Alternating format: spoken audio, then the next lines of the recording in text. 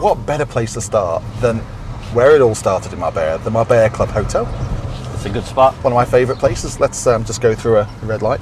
And for those of you who don't know where we are, some of you I'm sure will be familiar, but we're on the Marbella Golden Mile. We're heading from Marbella Club kind of towards Marbella town. So we're just going to tease you with a little glimpse of town. Maybe we'll go into Marbella town actually and go by the horses and come back. People can see what Marbella town is like on a... By the horses? The nags, the old nags, like you and me. The ones that people go around the town on with their horse and carriage. Oh, okay. Yeah. Those horses. Yep. I should have said Cafe Marbella because that's where the main thing is. Right. But yeah, I call it just turn around where you see the horses. So anyway, how have you been keeping? Good. Very good. It's nice to get out and see a bit of Marbella firsthand. Now then, we are coming to what's called El Piroli, which is the Copper Tower, which is quite famous in Marbella. On the left-hand side, you won't be able to see it, is the big El Corte Inglés supermarket. There's one in Puerto Banús, but this one on the Golden Mile sells food and furniture, the 2 Fs. We are now coming into kind of downtown Marbella, I would say. So for those of you who've never been here, this will give you an idea of Marbella town.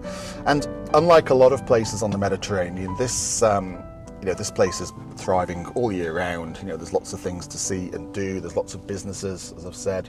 So you've got that mix, that traditional kind of Spanish mix with the cosmopolitan edge, because obviously there's a lot of expats and a lot of tourists and visitors from all over the world. So it's got a nice vibe to it. I like it. But with the exception of maybe the old town, the actual centre itself isn't very picturesque or pleasant particularly. It could be anywhere. It could be any Spanish town centre. Yeah, it could be. I mean, this part here, it is what it is. It could be Torremolinos. It could be anywhere, couldn't it? Yeah, thanks. We're doing well here, aren't we? No, but it's just true, isn't it? Selling the dream. Selling the dream. No, but the rest of Marbella is absolutely spectacular. But you would be disappointed if you just came down the town centre for your day trip and walked around. You'd think this isn't the most. This is very unglamorous. This is the main drag, and this isn't great. But what you've got is when we get a little bit further towards the horses. On your left, you've got the old town, like you said, with the cobbled streets and the fountains and the plazas and all that sort of thing. Very traditional and historic. And then on the right-hand side, if you walk 100 metres, you're on the beach. And you've got the big promenade there. So this bit tends to get forgotten about, really, because most people either head to the promenade or they go into the old town. I come here a lot because a lot of our completions take place in Marbella, in the little notary offices which are dotted around. Here's our bank, Cajamar. So I'm here maybe once a week, twice a week. So I kind of get to know it and, pop in and have a little toaster sandwich at Goyo and all that sort of stuff. But yeah, if I was a tourist here, I probably wouldn't even bother coming along this street. But the old town is definitely worth a visit. Oh yeah, it's beautiful. And the weird thing is, 20 years ago when I got here, the old town was the place to go at night. It was weird. There were so many beautiful courtyard bars and terrace bars and stuff like that. And now, for nightlife, everyone heads to the port, not Puerto Banús, but the port of Marbella, which again is lovely, but completely different vibe. We are coming into there's a horse and cart. Right, these are the horses. You see, I didn't make it up. Okay. So I wouldn't necessarily be that inclined to hire this horse and carriage to walk down these smoky, dirty streets. But if it's going around the old town, or like you said, the beachfront itself is very nice. There's a lot of grand old sort of apartment buildings. With spectacular penthouses and that kind of thing, but on this. So the beach is literally just down there, and this is one of the central meeting points in Marbella. So there's a cafe here that's been here for decades called Cafe Marbella, which is just on the corner here. So if you're wanting a meeting place, then this is a great spot. And then you've got the big underground car park here, and the amount of clients that have said, where do you park in Marbella? Because this place is kind of hidden. It's not on the main drag, so this is where you park in Marbella. Underground here. And it's next to a little park, isn't it? Next to a beautiful shaded, I've got to think about like a canopy of trees, like a little shaded place. But, that becomes more apparent in the summer months, doesn't it? Where you're just desperate for a bit of cool and shade, like you say. Yeah. So is this somewhere that they would visit, people would want to live near? Well, I always say to people, unless you're used to the kind of Spanish... Sorry, before we go into that, we've got to mention this car in front, haven't we? Have you ever seen such pimped up tyres? Wow. Yeah, I mean, that is, wow, wowzers. I can see you in one of those. That's very gangster. I don't think I qualify as a gangster. I think you do. I think with your Blues Brothers look and all that. Blues Brothers more like. Okay, so so we've just done a little U-turn. We're going back the way we came. On the right-hand side is the Old Town. So you'll see little avenues and little streets that go up into the cobbled streets and the squares, and it's all very pretty and very lovely. Yeah. No, so to answer your question, yeah, I think it's very attractive, isn't it, to be part of this and to have everything on your doorstep. But I think unless you've lived in a Spanish town or city before, it's probably not advisable because, as you'll know, the Spanish tend to do things kind of later in the day, and they're not the quietest. And the problem is finding property stock in the towns and cities that is commensurate with what most buyers, particularly Northern Europeans, now expect. Because a lot of these apartments are old, they're small, the balconies are quite small. So, yeah, I always say to people, look, it's a great place to visit and a great place to spend the day and chill out, but actually, it's probably not the place to buy a property for you to live in or to holiday in. Would I be right in saying that if you're looking for an apartment in the town centre, you'd be looking at the ones along the beach line, where you have like Gran Marbella and all those big old urbanization buildings? Yeah, although do you know what? It's weird because we don't get asked for them a lot. It's a very Spanish market, so they're Spanish owned and they kind of get handed down through the generations. And a lot of wealthy, Madrileños and stuff, they own places like Gran Marbella. But in terms of like English, Dutch, Belgians, and other nationalities, you won't find many in there. Now, whether that's because they don't know about it, or whether it's because they prefer to be elsewhere, I'm not altogether sure. But it's just known as quite a Spanish area. This end of Marbella, as we go towards the Gran Marbella and out to the Golden Mile and the Melia Don Pepe, is it's very well regarded compared to the other end. And you get a lot of wealthy after Spaniards. This Woolley roundabout, is this pretty much the beginning of what would be termed the Golden Mile? Yeah, exactly. Just kind of the border. Yeah. So this is the start of the Golden Mile. So it's not a mile in terms of measurement. It's just a saying. I think it's about 3 miles, isn't it, or something? And perhaps it originally started in the spot around the Marbella Club and the Puente Romano, and that probably is a mile. Yeah, it probably. And probably then is, it expanded to soon enough Torremolinos to be part of the Golden Mile. That's twice you've mentioned Torremolinos now. Yeah. We're supposed to be keeping our listeners and our audience. Actually, since my partner went to hospital in Torremolinos, I like a little bit of Torremolinos. I do. I like it a lot. And the hospital was fantastic. Big shout out to what's it called? The Santa Elena? Santa Elena. Yeah, fantastic. Anyway. Okay, so now we're coming to the heart of the Golden Mile. Yeah, because this bit so far, I mean, there's a couple of big interior design shops and stuff like that, but this bit isn't great. You've got a Lidl and you've got a couple of bars and restaurants. You've got a Carrefour Express supermarket, but it's not like wow, 5-star. Let's be honest. But then you come past this roundabout. The one with the big giant flag. Yeah. Now this, apparently, this one with the big giant flag, this roundabout, better stop for the red light. This roundabout is for the victims of COVID. Okay. And it's a lovely roundabout and it's a fabulous flag. I've seen that sort of... But this roundabout's been here a lot longer than COVID. I know. But apparently this monument thing, this flag and whatever's at the base, I mean, I haven't stopped because I thought it might be a bit dangerous to stop and take a look at what it is. But yeah, apparently it's for the victims of COVID. On this roundabout, you have quite a well-known, I'm not saying good or bad, but quite a well-known restaurant, the Bruno, don't you? So that's on the left. Anybody who's visited here in the past might might probably be aware of it. So Da Bruno's a chain. You've got 4 or 5 of them. Not the cheapest, but it's very consistent, good Italian food.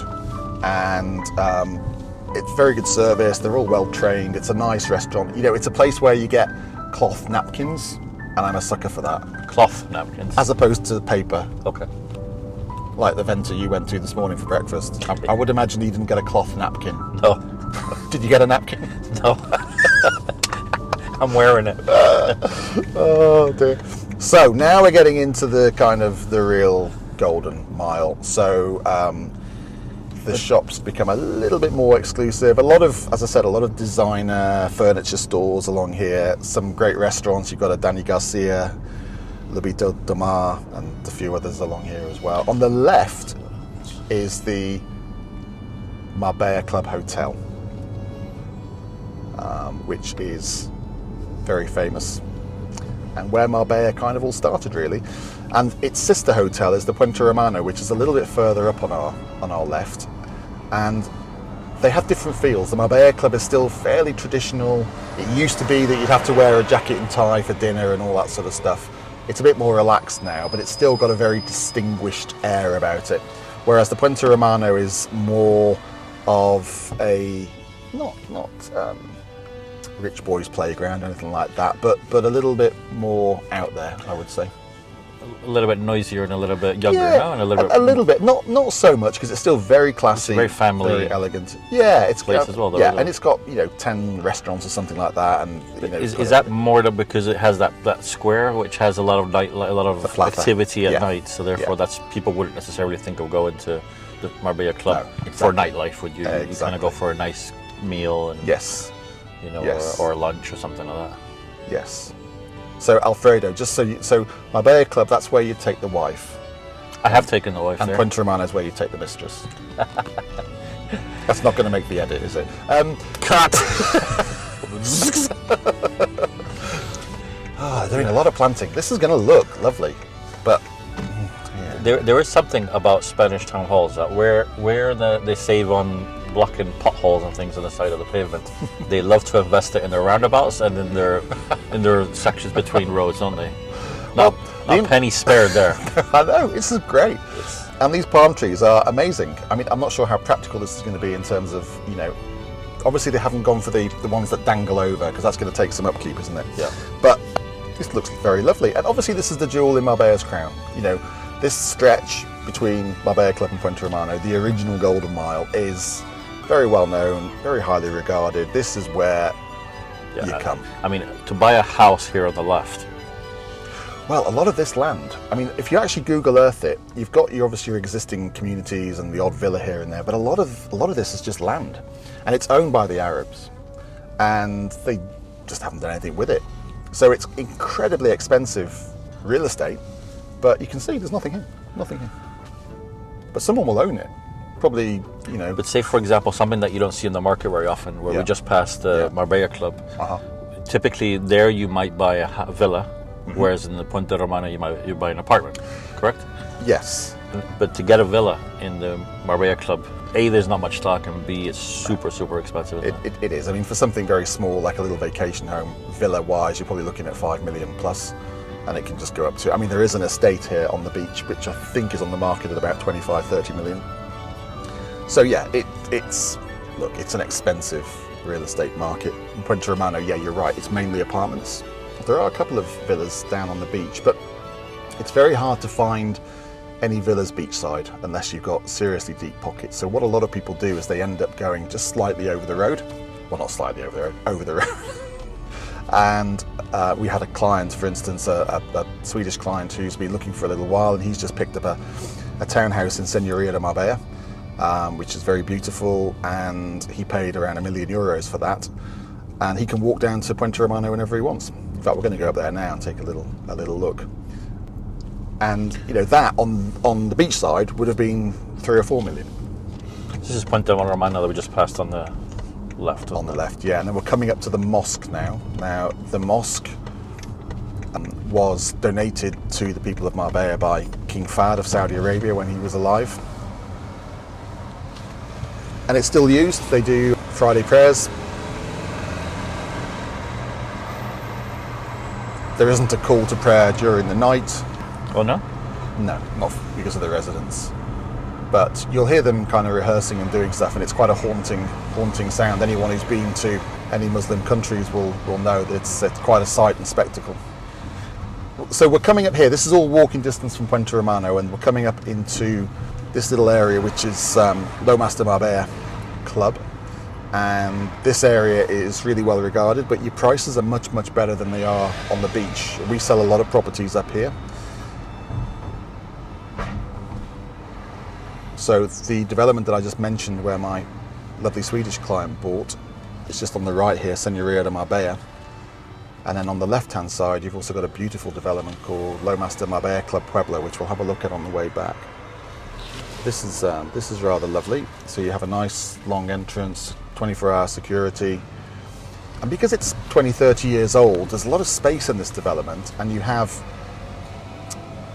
a heated pool, a massive outdoor pool, then you have family pools, tennis, paddle, a restaurant that's open in the summer.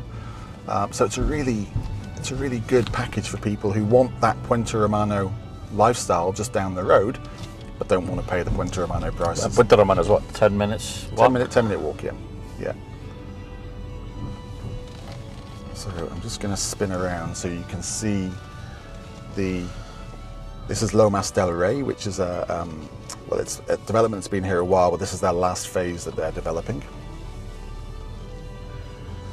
And then on the right hand side, this is Lomas de Marbella Club Pueblo, which is very famous here. This is where a lot of people have their wedding photos taken because it's such a pretty place. I used to live here actually. I was fortunate enough to live here for a couple of years, and it really is beautiful. There's I think it's 85 homes, and they're all completely different. So they're townhouses, but the architectural features are stunning. It's like a little Andalusian pueblo, but in the heart of the Golden Mile. And unless you know it's here, you'd never kind of find it. But it's a great place. So we're here on the Golden Mile. Literally, if I jump up, I can probably see the top of the mosque, and just beyond that is the Puente Romano Hotel and the beach. But we've actually just stepped back about, I don't know how many yards it is, but literally a 10-minute walk, if that, from the Puente Romano. We are in the area just above the Golden Mile called Lomas de Marbella. That side of me, I have the Pueblo, Marbella Club Pueblo, which has 85 properties, all completely different. Townhouses, 2, 3, 4 bedrooms, with a lovely pool, which is designed like it's something you'd see in the Alhambra Palace. Really pretty place. I used to live there for a couple of years, so I kind of know my way around there. And then the other side, we've got Señorio de Marbella, which is similar in terms of style, quite Pueblo-y, but they don't build them like this anymore. This has got loads of space. You've got 24-hour security, a mixture of apartments, penthouses and townhouses. There you've got heated pool, you've got a massive, must be the biggest outdoor pool in Marbella, and you've also got a family section where you've got different pools. You've got paddle tennis, and you've got a restaurant which is open in, I think, July and August for residents as well. So it's a great place to holiday as well as to live. And all of this literally 10 minutes away from where the action is at the moment at the Puente Romano Hotel, and all the bars and restaurants and the fabulous beach. And then if you go down to the coast, you've got literally Marbella 5 minutes that way and Banús 5 minutes that way. Job done.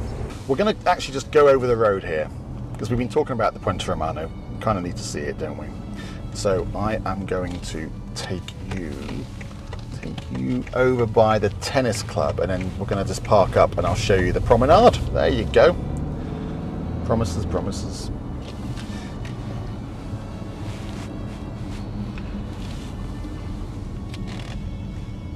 So the King's Palace, the King of Saudi Arabia, is just on the right hand side. When King Fahd was alive, they used to use it quite a lot, kind of every year really. Not so much now, but there are some of the Saudi princes who do use it. We have a furniture company, and we actually furnished one of their penthouses here at the Puente Romano, and they had quite an odd request for how it was furnished. We were like, okay, and it turns out this was just a changing room for when the royal family wanted to go for a dip in the ocean.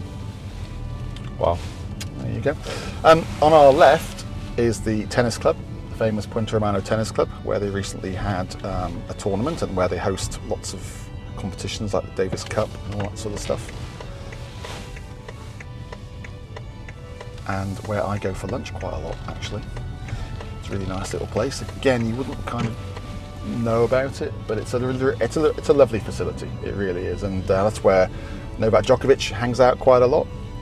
He has a villa in the Sierra Blanca, and he comes down here to train. Although he has his tennis court where his house is, but he comes down here to train with his coach quite a lot.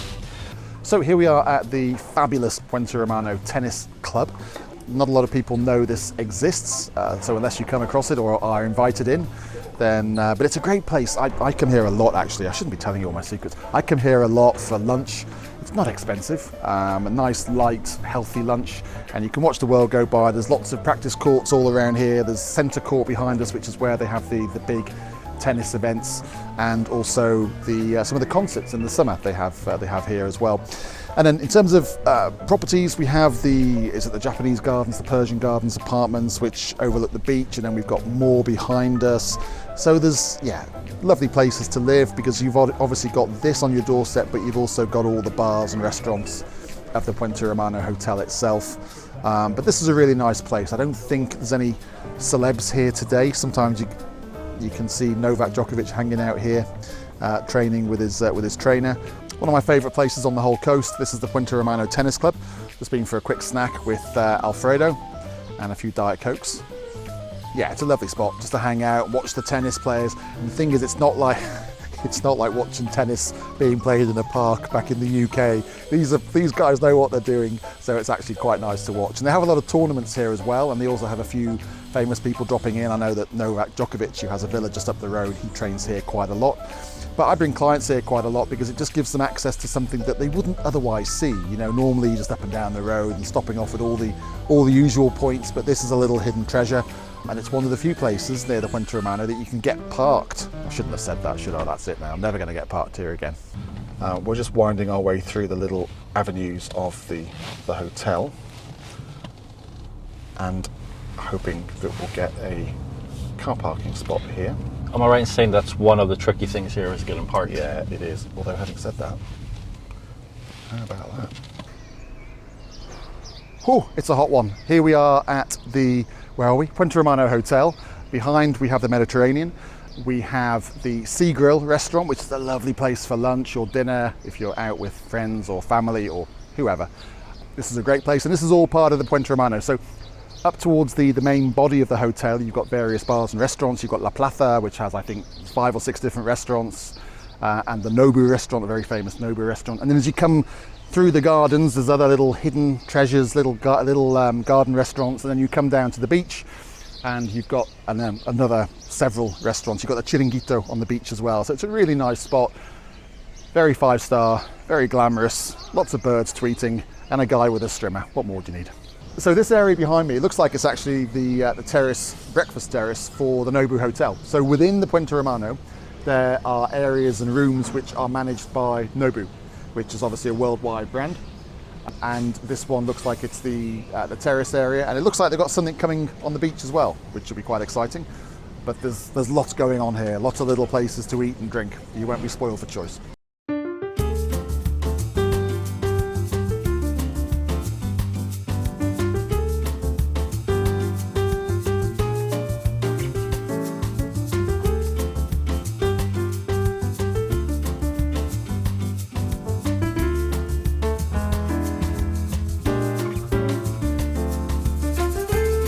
Yeah, so it looks like this area is Nobu.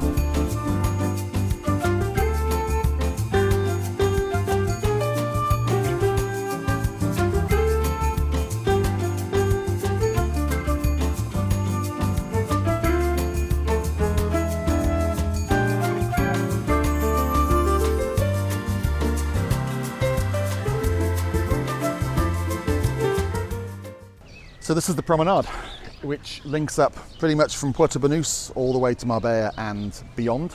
Some of it is paved, some of it is like this, which is a little bit rough, but it's ideal for walking, for cycling, and then behind we have the sand beach and the sea. If we head to the other side, we come across the Marbella Club Hotel, the sister hotel to the Puente Romano, and there you have a pier, which we'll go and take a look at now.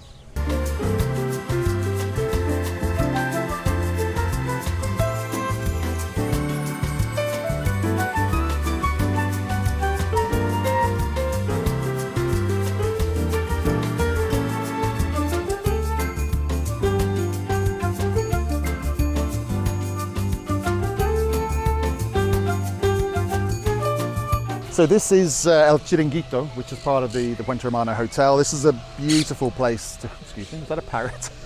This is a beautiful place to take clients for breakfast, like now, or for lunch.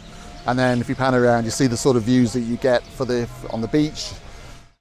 It's just a really great spot. And if people like healthy eating and nice breakfasts, honestly, no better place.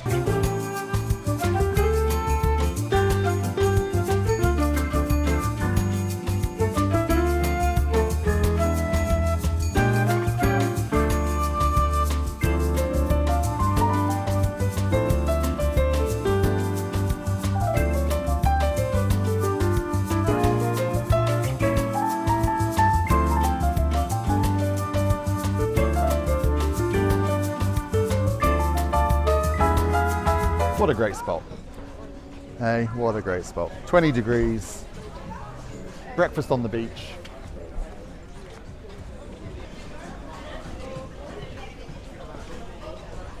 So just beyond us, I don't know if you can make it out, is the little jetty or pier that comes across from the Marbella Club Hotel. You can just take a walk along there and dangle your legs over and look at the sea. It is quite spectacular.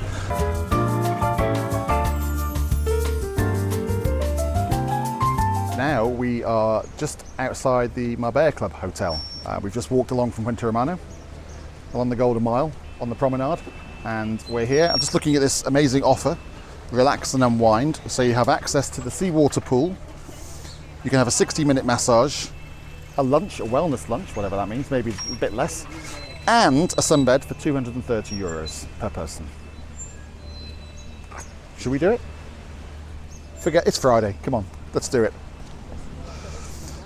So we're going to go to one of my favourite bits of Marbella now. I love this place. I come here to contemplate.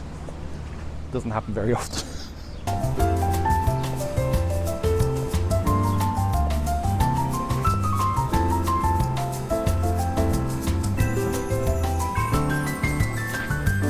Turn right, Alfredo, turn right. There you go, how about that? Should we go and take a little walk?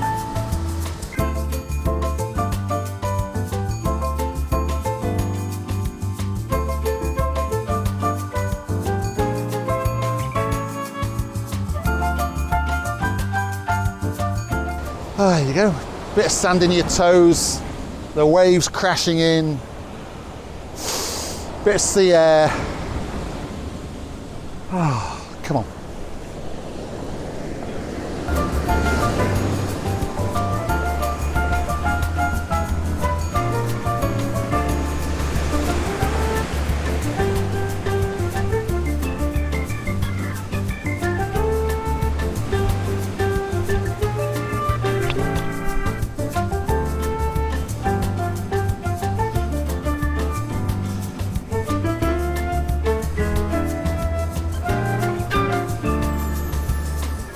You know, the weird thing is I actually took some photos from this point. I think it was on a New Year's Day a few years ago. It was a similar day to today, not quite as hazy.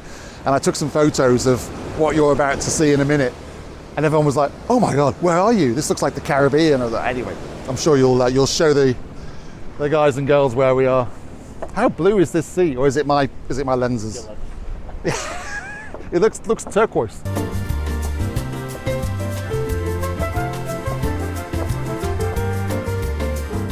Okay, so here we are. We are on the jetty. That's it, isn't it? Is it a jetty? Is it a pier? I have no idea. At the Marbella Club Hotel, one of my favourite spots. It's a nice romantic place to be, which is why I'm here with Alfredo. Don't tell the wife. And behind us we have the beach of the Golden Mile and the Marbella Club. On the other side we have the Puente Romano Hotel, which is literally about a mile away. And then in the far distance you can just about probably make out the Puerto Banús whitewashed harbour. But if you actually look at this stretch of coastline, people say, oh, you know, Marbella's built up and there's lots of things going on. Actually, if you look at this Golden Mile section, there's a lot of trees and there's a lot of land here on the beach that hasn't been developed and will never be developed. So it's a great spot. Further on you go here, you get into Marbella town eventually. You can just see it, it's very hazy today, you can just see it in the distance. And then further on from that, you can see Los Monteros, Rio Real, and then even further than that, you see the Twin Towers of Elvira, the Don Carlos. And on a very clear day, I love coming here in the winter, on a very clear day, you can see the snow-capped mountains of the Sierra Nevada near Granada. So this is just a great spot. It's a lovely place to be. And this is all, wherever you are in Marbella, Benavis, Estepona, this is no more than 20 minutes away, really. This is a great spot, a lovely place to be. 5-star environment. I'm going to go for a dip, I think.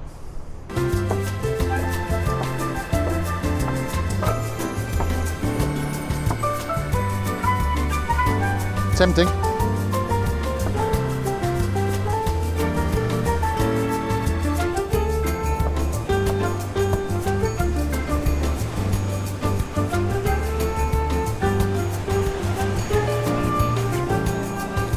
This is new, this little bar.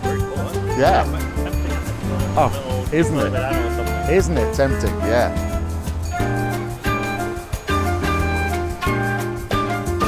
The interesting thing about this is they've never filled this bit in. So in all the 20 years I've been coming here, they've always left you a bit of sand. Now I don't know if that's a deliberate ploy that you kind of get sand in your toes and get the feel of it, but you think, if not, just finish it off. Maybe they don't want people in shoes and suits. Finish it off. Yeah.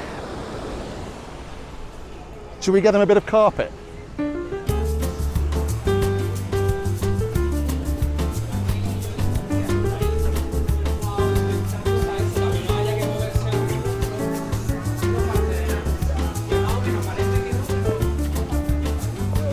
So in front of us we have the famous La Concha mountain. Have you ever climbed it? Have I climbed it? So no. That's over my dead body. That's a hard no. I don't think I've climbed a staircase in the last year.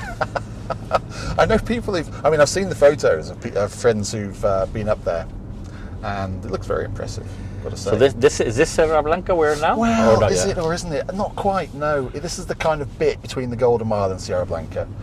So this is Le Blanc, which is they've got a few bits and pieces left. It's all very, very close together. That we've had a few clients look at it and just decide that if you're coming up here, you really want some sort of view, even if it's not directly from your ground floor. But on the right hand side, you have quite a well-known development called Imara, and you also have Condado de Sierra Blanca. So up here, we're coming to Sierra Blanca proper now, and you have two options. You have Cascada de Camojan, which is this bit here. Okay, so this is very secure. It's a little bit more rustic and countrified in terms of look and feel. The plots tend to be a little bit bigger than the normal bit of Sierra Blanca. And that is, I like Cascada de Camojan. It's very, very nice indeed. And then the other bit is just here, which is the main part of Sierra Blanca. And Sierra Blanca is just a very nice residential estate. You've got security guard on our left. We're going to just go up here. Now normally these barriers are down, so it's quite hard to access Sierra Blanca itself, which is what we're doing now. So we're quite privileged that we've managed to be able to get in. We snuck in. We snuck in. So here we have some fabulous villas. There's one, I was going to show you Novak's home, but I think we just passed it. Novak, we're on first name terms, being Djokovic. But a lot of these houses you can't see because they're behind gates, but most of the houses here are big, luxurious, exclusive mansions. Okay, plot sizes aren't massive in Sierra Blanca. The average plot size is around 1,000 to 1,200 square meters. So it feels residential. There's a lot of houses here, but you'll find that some are built on double plots, and they're the ones that feel very spacious because they're on 2,500 square meters. All the streets here are named after composers. That's right. Yeah. And there's some absolutely gobsmackingly beautiful, amazing homes up here. I'm just giving you a quick kind of flip around to show you where it is, really, more than sort of getting in on top of anything. But there are some beautiful, beautiful homes up here, and it's always a privilege coming up here. And the reason people choose to buy up here, this is Novak's home, I think, on the right. Oh, he's having it done up. He's having it done up. He's had enough. And we sold this one here last year, which was a lovely deal. Yeah, so the sort of people who live here, people who want to be easily accessible to Marbella and Puerto Banús, because you're literally 5 minutes into Marbella town, probably the same into Puerto Banús. You're above the Golden Mile, so you're in a really nice area, but you're not stuck back in the hills like I am, or you're not as far back as, say, Zagaleta, Madronal. So it's, I mean, obviously the further into town you come, the further that you are accessible to things, the more you pay for the land, and that is the story here, which is why the houses are big. The plots are quite small compared to the inland areas where the land is always a bit cheaper. We've noticed quite a lot of Scandinavians buying here, quite a lot of younger families with money, obviously, who want to be in this area because they've got schools on the doorstep. They feel safe here with the security. So, but it is only like 10, 15 minutes drive to most amenities, isn't it? If that, 5, I would say. Because you're quite near the A7, aren't you, here?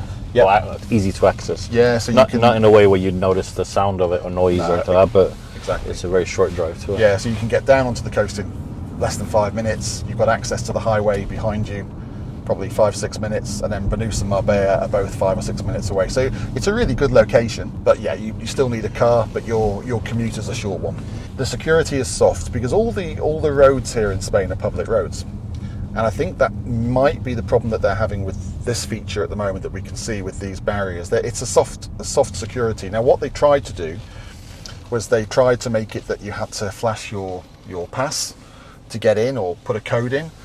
But these have been like this for quite a bit of time now. These barriers up. You have to ask yourself the question: well, hang on, if I'm spending 5 or 10 million euros on a mansion here in Sierra Blanca, is that a really important part of the deal? Do I want it to be stricter security? Now, a lot of people, I think, would say yes. You know, they don't want any Sean and Alfredo driving past their house and looking through the windows and stuff like that. So when we talk to clients and security is a big thing, and it is for some people, then Sierra Blanca sometimes doesn't quite cut it. And I'll be very honest with people and say, look, if you want security above everything else, then there are better options than Sierra Blanca. So Zagaleta, even Madronal, El Horojo Alto, even Cascada de Camojan. Yeah, that door. seems like it's much more secure. Look, it's a beautiful place. I would love to live here if I had the means. Don't get me wrong, but like we've always said, nowhere's perfect. There's always a compromise or two to be had, and the compromise with this one at the moment is that the security is not as tight as it could or should be.